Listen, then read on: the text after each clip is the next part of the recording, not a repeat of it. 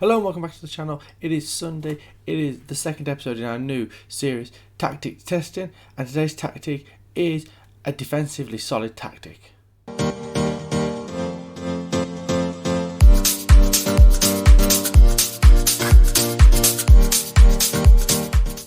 So the tactic that we are testing today is the ABC 3421 by ABCCBA. It has 61 points plus 13 goal difference, 69 goals scored, 56 goals conceded.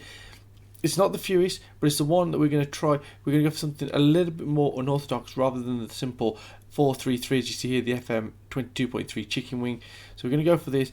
This is what the tactic looks like. We have, as I've done, the same as I did last week. This might become a running gag. So we have a sweeper keeper, two ball-playing defenders either side, a libero in the middle, two inverted wing-backs, two segundo volantes, inside forwards on either side, and a false nine up front in a positive mentality. So we're going to get into the game and we're going to show you 5 teams and how they got on with this tactic.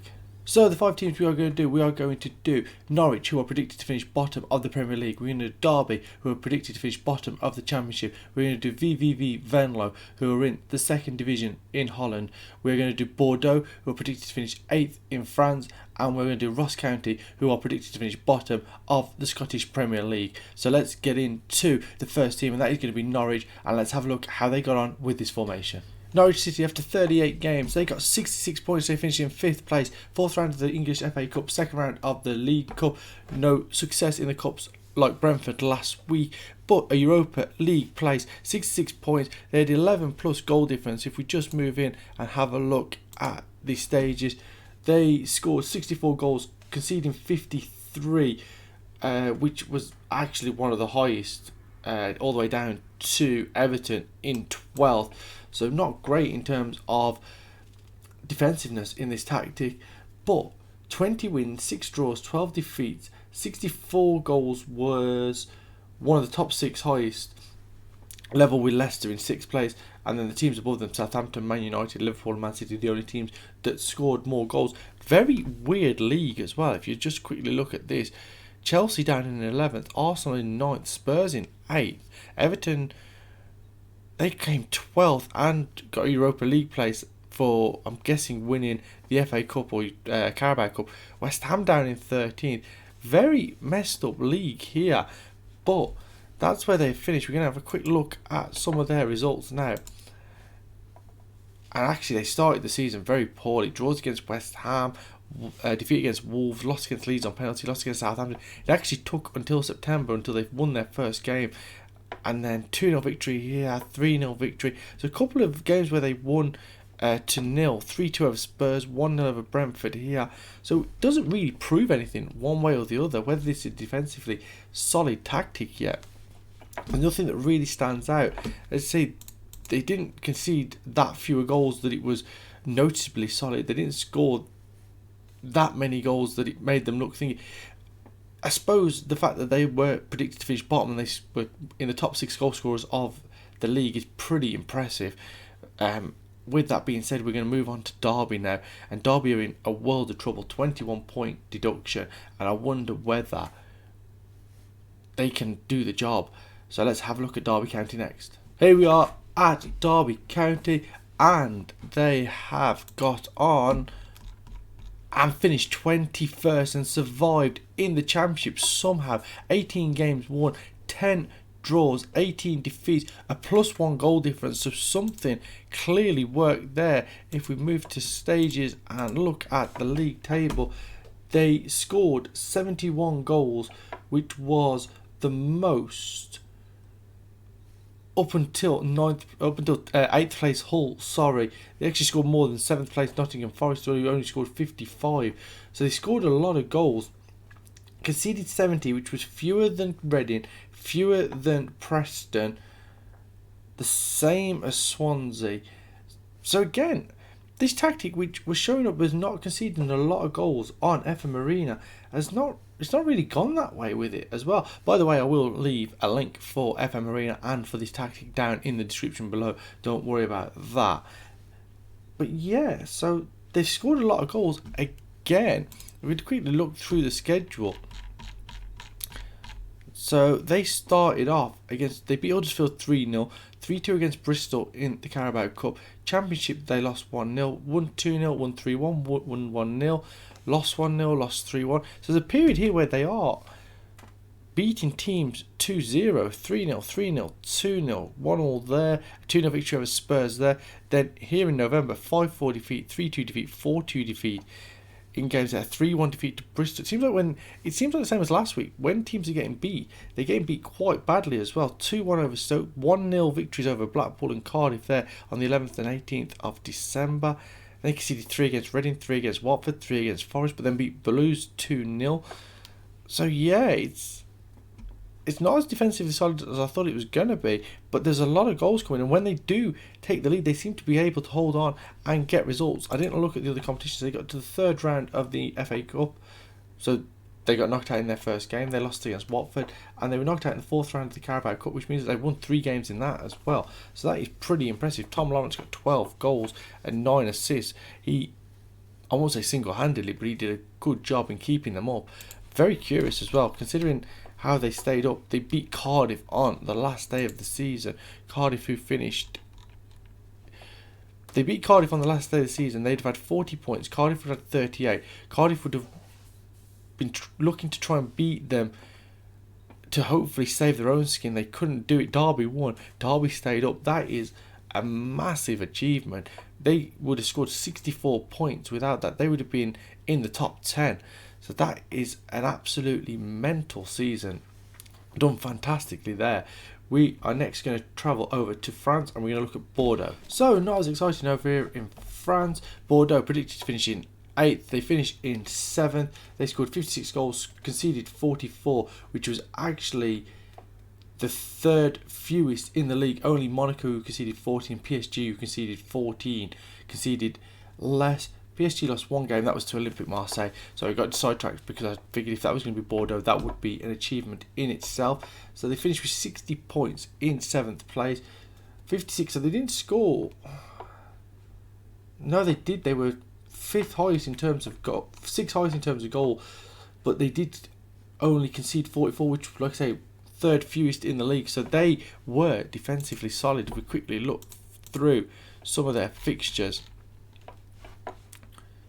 and I am the wrong way around here. There we go. So 3-1, 3-1, 1-1. That's my mouse is stuck there. 1-0, 1-0, 3-1, 2-1, 0-0, 0-0, 0-0. There's a number of 0-0 draws in here. A couple of these they turned to victories. European football would have been definitely secure. 1-0 defeat to Lille, 1-0 victory over Toulouse in the Cup. Again, defeats 3-2, 3-1. Seems like I said, with Derby County, when they lose, they do concede a number of goals. A 3-1 against PSG up here, which can be expected really. 2-1 there. 3-1 over Troyes, 3-0 over against PSG defeat, 1-0 against Montpellier, 2-0 against Metz, 2-0 against Nantes. I didn't look at the competitions, they got to the 10th round, so no real success there. Wang Hu-Jiu got 10 goals, and Javaro Dilrosun getting 7 assists. Nothing really that stands out there. Board expectation was top half. They finished in 7th. What would the board's opinion of them being at this point then, as I completely butcher that? B, happy with 3-1 victory over Nice, 2-0 victory over Nantes, and a 2-0 victory over Brest. So actually it would put you in a good position with this tactic. Quite a few goals not conceded. Not great in terms of scoring goals for Bordeaux. I thought there'd be a little bit more freedom in this league, if I'm completely honest. Not to be. And it's done an okay job in France. Not as good as over in England, where Derby County and Norwich both exceeded what was expected of them. Bordeaux just doing the bare minimum to get by. 7th place for them. And with that, we're going to look at Ross County in Scotland. Ross County were predicted to finish bottom of the Scottish Premiership. They have finished in... I hate it when we have all this stuff.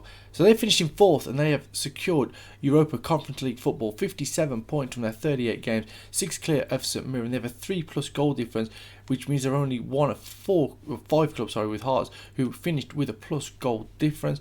We're going to move into stages and have a look here. So they scored 72 goals, which was the 3rd highest, and conceded 69, which actually was the most of anyone in the league, which is utterly bizarre. So I've come to the conclusion this tactic isn't about stopping people scoring, it's getting teams to score as well. Like I say, third top goal scorers in the league, but the highest goals conceded, and they're one of the only 4 teams to finish with a plus goal, 5 teams, sorry, to finish with a plus goal difference. Look at some of their results as well. As we quickly fly through this now, 5-1 against Hibs, that was absolutely smashed there. I mean, none of their games, there's no clean sheet in any of their league games up until the Livingston game, where they beat them 3-0, then beat Hibs 1-0. Back here, they beat Bordeaux and Sterling 4-0 in consecutive games in the Premier Sports Cup, which doesn't really count. That's the one where there's clubs from all different divisions in the groups, so I'm not really going to count that. 2-0 defeated St Mirren there. Lost against Celtic. Let's just go back and have a look. So they didn't beat Celtic or get a draw against Celtic. Did they get anything against Rangers? Not by the... Oh, they beat Rangers 4-3 away from home in what seems to be a really good game there. 17 wins, 15 defeats. It looks like this tactic doesn't really produce many draws. Lots of wins, lots of defeats, lots of points. That is a really, really good performance there. In terms of the competitions, they finished runners-up in the Scottish Cup and got knocked out in the quarterfinals of the Premier Sports Cup by St Mirren. So the Scottish Cup, they lost 3-1 to Celtic. We're just going to go through their schedule and we'll do it by competition. So the Scottish Cup, they entered in the 4th round. They beat Hamilton 1-0. Then they beat Dundee 2-1. In the quarterfinals, they beat St Mirren 1-0. They beat Dundee 2-1 in the semi-finals, and then lost against Celtic 3-1 in the final. So that is a really, really impressive performance there, making it to the final of the Scottish Cup and the quarterfinals of the Premier Sports Cup. Ross Callaghan getting 14 goals and the highest average rating, and Conor Randall getting 8 assists. So over in Britain, it is doing a great job, this formation, but over in France, as we just saw, not particularly great. We're going to go over to VVV Venlo now, who are in the 2nd division of the Netherlands. Hopefully they can go up at the first time of asking, and if they do that, we're going to do a second season to see how this formation copes in the top flight over there. VVV Venlo win the league with 86 points, 48 plus goal difference. In terms of goals scored and goals conceded, they scored 76 most in the league, and they conceded 28, which was the fewest in the league. So what was to be expected with the team expected to finish top? No real surprise there. Most goals scored, least goals conceded. 1-0 victory, 2-0 victory, 2-1, 4-0, 3-0. A lot of clean sheets here. 2-0. If we look quickly at the competition, I think we want to look at the profile here. Clean sheets, 18 clean sheets for Van Crew. For Venlo, Breeders Nick Aldridge got 15 clean sheets. So clearly top of the clean sheets list. Done a really good job there. Not surprised in the slightest. As we quickly look at that one, we're going to fly one more year ahead and have a look how this got on in the Eredivisie. First time of asking, they finished 8th in the league, plus 8 goal difference. One of only 8 clubs who finished with a plus goal difference. Twente, Heerenveen, Feyenoord, Utrecht, AZ Alkmaar, PSV and Ajax are the only teams to finish with a plus goal difference. Ajax winning the league comfortably, only losing 2 games. 8th place, 14 wins, 13 defeats, 7 draws. If we go in to the league and have a proper look at how they got on in the top flight. So 59 goals scored, 51 goals conceded.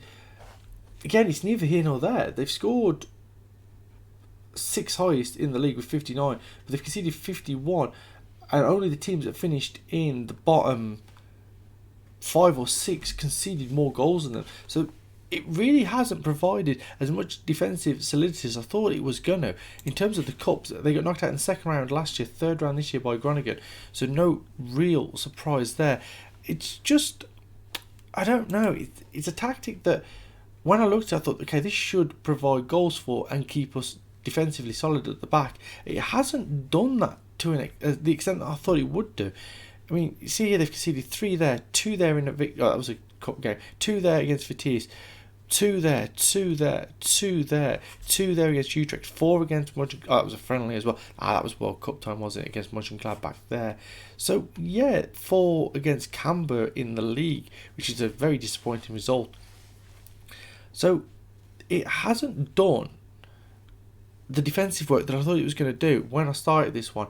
However, it produced a lot of goals, and every team, I believe, has finished with a plus goal difference. Even teams that even Derby, who finished towards the bottom of the league, every team that were predicted to get relegated stayed up comfortably.